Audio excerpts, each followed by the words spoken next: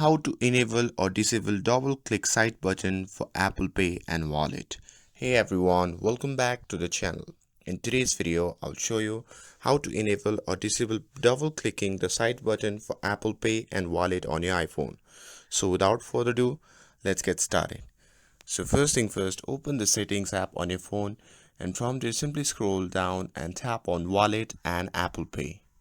Now here in this section, simply look for the option that says double click side button.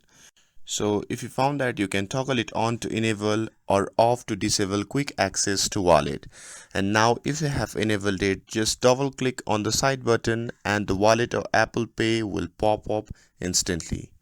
And if your double clicking isn't working as expected, you can simply go back to the settings menu and from there simply tap on accessibility. Now in this section, you can see side button.